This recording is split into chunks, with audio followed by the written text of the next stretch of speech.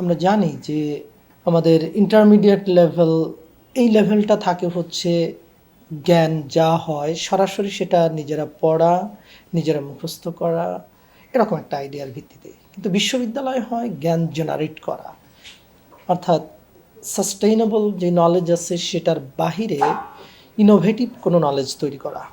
So বিশ্ববিদ্যালয় সাধারণত তার নামের মতো করেই বড় চিন্তাগুলো, কথাবার্তা, ভাবনা বা নানান ধরনের জ্ঞান বিজ্ঞানের ব্রাঞ্চেসগুলো ওপেন হয়, সেটা নিয়ে ডিসকাশন হয়, সেটা নিয়ে পক্ষে বিপক্ষে কথা হয়।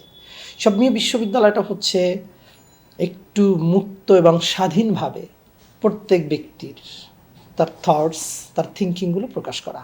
আমি মনে করি যে একটা বিশ্ববিদ্যালয় একজন মানুষকে খুব উদারভাবে, খুব বড় চিন্তা করে কথা বলতে, কাজ করতে শেখায়।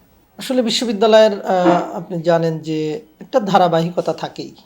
একটা রাষ্ট্রের, একটা বিশ্ববিদ্যালয়ের বেশ কিছু ধারাবাহিকতা থাকে। পৃথিবীর অন্যান্য দেশের বিশ্ববিদ্যালয়গুলো কোনো সরকার পরিবর্তনে বিশ্ববিদ্যালয়ে বড় রকমের পরিবর্তন হয় না, কারণ সেখানে একাডেমিক অ্যাটমসফিয়ার, প্রশাসনিক যে অ্যাটমসফিয়ারগুলো থাকে সেগুলো তার একটা কন্টিনিউয়াসি থাকে।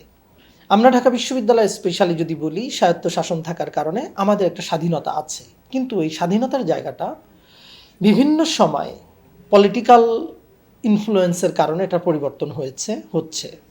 তো এরই ধারাবাহিকতায় জুলাই বিপ্লবের আগে এবং পরে মৌলিকভাবে বিশ্ববিদ্যালয়ে কিছু পরিবর্তন এসেছে। আমরা একটা বিশ্ববিদ্যালয় চালাই বা চলে ছাত্র, শিক্ষক সহ স্টাফ, এরকম অনেকগুলো স্টেক হোল্ডারের সমন্বয়ে। জুলাই বিপ্লবের পরে ছাত্র এবং শিক্ষক তাদের আগে কথা বলতে মাঝে মাঝে একটু চাপ ফিল করতে হতো, সেই চাপটা এখন নেই।